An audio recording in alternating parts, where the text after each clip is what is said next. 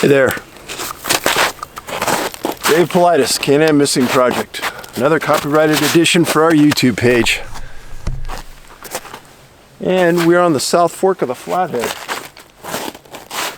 It's still a little icy, but it's gorgeous out here right now. We are about 3 miles below Hungry Horse Dam, and since I live in Kalispell, I get a look at Big Mountain Ski Resort every day. And this is the time of the year that the Forest Service mandates Big Mountain to close.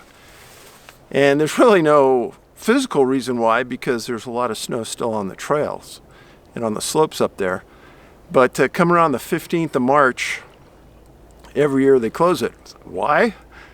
Because there's been some skiers that have been chased in the past by grizzly bear coming out of their dens. Kind of weird. So you wouldn't want that to be happening. So you have the good view right now, and enjoy it while I talk to you.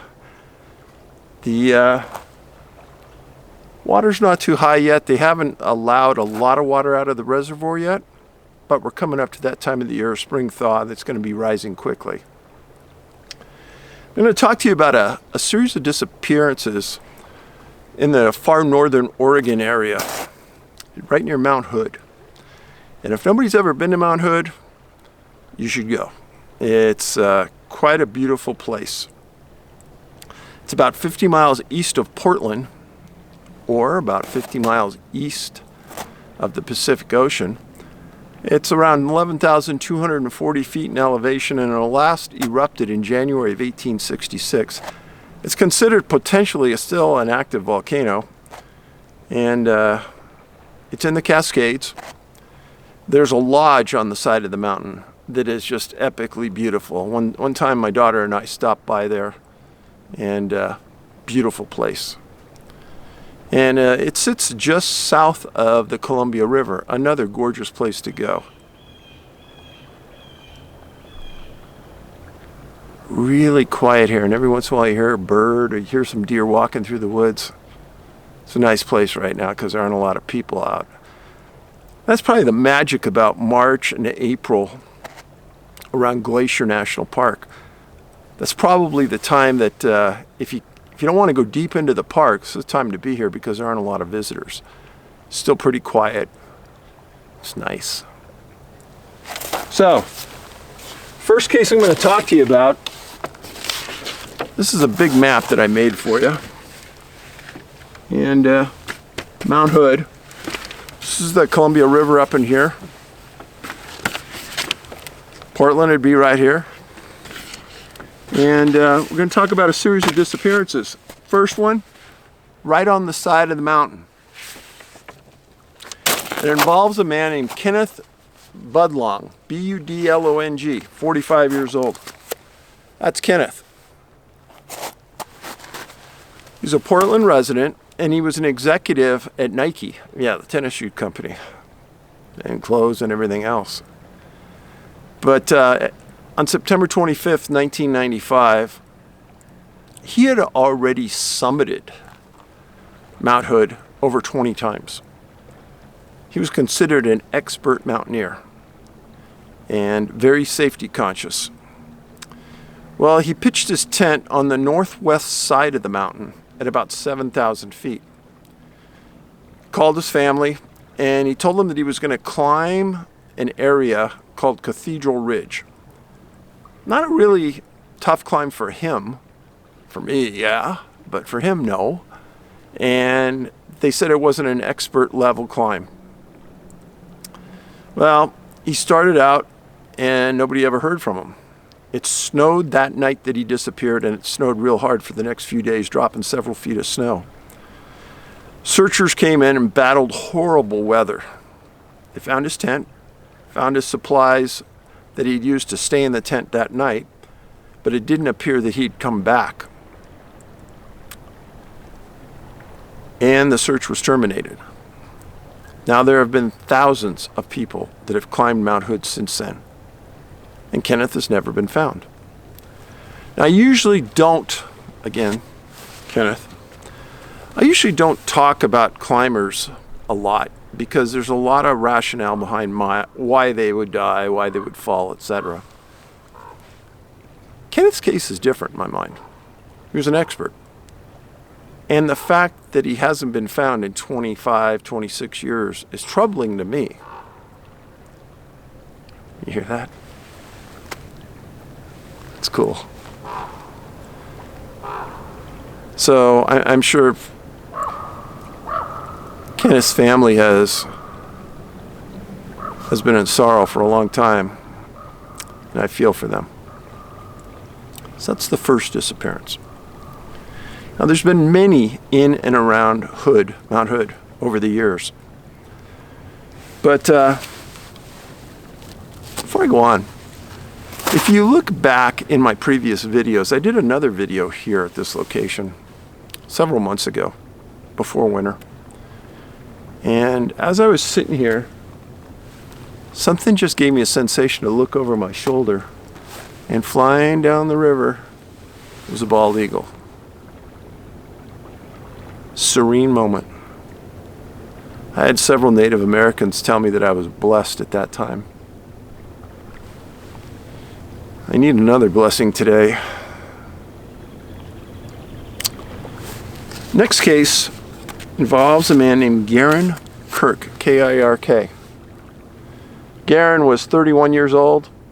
He left for camping on December 3rd, 2014. It was a Wednesday. He was reported missing on December 7th, 2014, a Sunday. He was a divorced dad. He was driving a gold Pontiac. And he was going to school at the time, going to junior college, and he wanted to get a master's degree. Well, the search was delayed for a while because they couldn't find his car. So, this is Mount Hood. And down here is the lower Rock Lake area. And Robert Bissell was in this region by lower and upper Rock Lake. Well, Gerren was at this Rock Lake area. So his sister filed a missing persons report on December 7th when she didn't hear back from him. On Tuesday, December 9th, they dispatched 6 different SAR teams into the area. And then on December 10th, a larger team was formed, upwards of 150, and they went in looking for him. And as they were going in, that's the train. As they were going in, the weather started to change, and several feet of snow was dumped to the point that they had to call off the search. Now, Gerren was the grandson of Vern Duncan, a state of Oregon senator. And you'd think because of that there might have been a bigger effort, but there wasn't. But there were several subsequent searches, and Gerren was never found. Now, he was defined as a super seasoned outdoorsman. And it didn't make a lot of sense to anybody about what happened here. I don't know, but it is odd that in the last 7 years, nothing's been found. Now, some of you may ask, well, why would you go camping on December in the middle of Oregon? So the areas that we're talking about here in Oregon, some of the areas get a lot of snow, and some of the areas really don't. There's almost like a coastal effect in here. And the forests are really, really dense and thick and green. It's a beautiful area. Epically beautiful. Lots of wildlife and lots of strange stuff go on in this area of Oregon. But Gerren Kirk, 31 years old, never found. Last case reminds me of myself. His name is Robert Bissell, B-I-S-S-E-L-L, 57 years old. Robert, super seasoned outdoorsman. Loved to fish and loved to hike into the wilderness, way into the backcountry, get away from people, find a nice spot, pitch a tent, fish by himself in the serenity of the wilderness. Sounds like a great day to me. Now, Here you have where Kenneth disappeared, Mount Hood. Here you have the location that Gerren disappeared, and this is, I made a mistake earlier, by the way, talking about Lower Rock Lake. This is Robert Bissell's disappearance of his location. Gerren disappeared over here, and the distance between here and here is about 10 miles. Distance between Gerren and Mount Hood, about 8 miles. So you can see it's a pretty tight area. Up in this area, if you follow the Columbia River towards Portland, I've made a video about that region and disappearances at the falls. But Lower Rock Creek Falls, that's where Robert Bissell disappeared. Gerren Kirk disappeared over here. Right next to Major Highway, there's a turnoff for a trail. That's where he was at. So let's talk about Robert for a second. This is Robert. He parked his vehicle at the Shell Rock Trailhead, and he filed a wilderness permit saying that he would be out on July 16th. Filed the permit on July 12th. Now, I want everyone to understand something. When you file a wilderness permit, don't think people are going to look at those things, because they don't.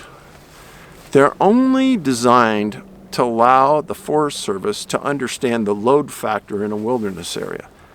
They're not used to make sure that you're out on a certain date. This has caused a couple people their lives, I believe, in years past. But Robert filed it. His brother knew where he was going. His brother knew when he was supposed to be out. But Robert put on a backpack and walked in about 5 miles to a place called Middle Rock Lake off Trail 512. And he established a camp there. And on his way in, and while he was around that area, he talked to several hikers and campers. They said he was real friendly, fun, seemed like a normal guy. Well, everyone kind of presumed that he would take day hikes to a place called Shining and Rock Lake. Well, his brother Michael visited the site on July 19th because he hadn't heard from his brother. And he found a tent with all the supplies inside the tent you'd expect to find. A stove, sleeping bag, food. None of it was destroyed, none of it was damaged, none of it was disheveled. But Michael left a note saying, hey, we're worried about you. You know, if you come out, give us a call. So his brother waited until July 25th, still hadn't heard anything, and went back to the site. And folks, there's the kind of person you want checking up on you. His brother was a good man, is a good man. And when you tell people when you're going to a location, you don't want somebody just forgetting about you or saying, oh, they're probably out. No, you want what Michael did. And he went back and he found his note and he found everything exactly the way he left it. And he knew something was wrong. And he called search and rescue. At that point, Robert had been in the wilderness for 13 days.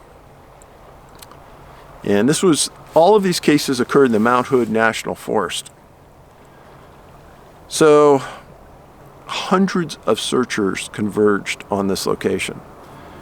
And they searched 100 square miles. That's an unbelievable amount of area to cover. It's also a beautiful area. They brought in canines, multiple teams, helicopters, multiple, with FLIR. His brother flew a drone through the area looking for him. They brought in ATVs. In essence, 2 weeks of searching, they found nothing.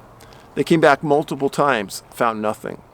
Well, it's now been 11 years, and nobody's found anything with Robert. So this is one of the rare times that a fisherman has disappeared. I don't talk about those very often.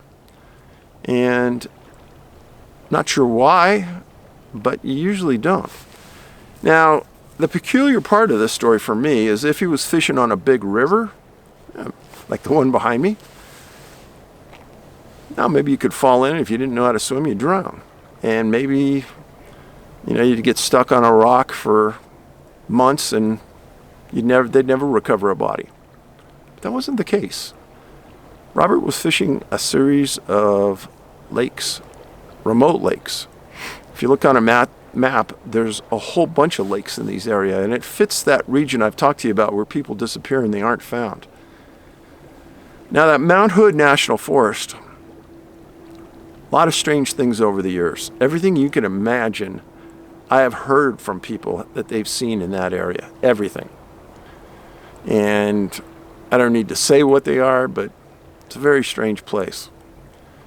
And there's been a lot of disappearances. So, between Kenneth Budlong, Gerren Kirk, Robert Bissell, what would I say about that? We just scratched the surface in this area. How can these people just disappear and you can't find them? Well, knowing that Robert Bissell wouldn't go off trail because he's not hunting, he'd stay on a trail and walk lake to lake and walk around the lake to fish. His case is one of the more peculiar ones. And I don't understand why they haven't found the body. Gerren, nobody quite knew exactly where he was going. And they just knew that he was hiking in, and they lost his scent trail. They lost everything with the big snowstorm. Kenneth, peculiar as well. Expert climber, going up a ridge that wasn't considered outlandish, and vanishes. Now, with most of the climbers that vanish and are never found, they claim, they went and fell in a crevasse, or they fell inside of a couple crags and they'll never be found. Possible. But after all these years, you think something would have been found. Yeah. You know, in the last several days, in fact, I'll talk about today. I went out here and I sat on one of these big rocks for about a half an hour. Just stared at the river. And gave me a good, peaceful feeling being out here in the wilderness. Every once in a while you hear a bird, hear somebody sawing some wood, maybe hear the train 4 or 5 miles away. But it's peaceful. Allows you to think. Allows you to appreciate nature. And I contemplate these missing all the time. A lot of you have written to me over the weeks and said, Dave, I think you need to be really careful because you're exposing something that's happening in the wilderness that we're really not supposed to know about. And you could be targeted by these entities for exposing it. Hey, maybe. I do tell you that I know that thousands of you have prayed for me from all religious denominations. I know that I pray myself, and I often wonder how bad could it be? And I'm saying that facetiously. But in a lot of ways, my life hasn't been too good in the last couple months. I do appreciate life. And I'm trying to understand my role in this world moving forward. Somebody very close to me, who's very smart, said, Dave, you're going to have a role in this world. And they thought that Ben would help direct me from up above because we had done so much work together.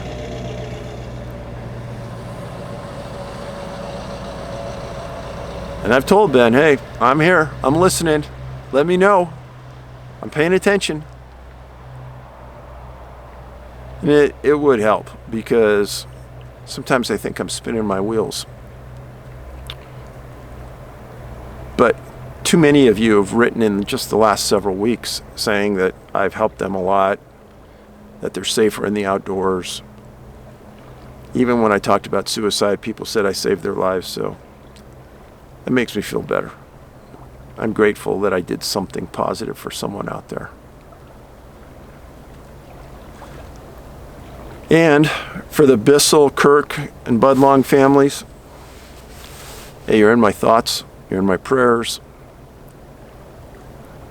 It's been too long to find them alive, but I hope we can get some answers and some explanations as to what really happened here. In the meantime, I'll do a little scan of the river for you so you can kind of see what I see behind me.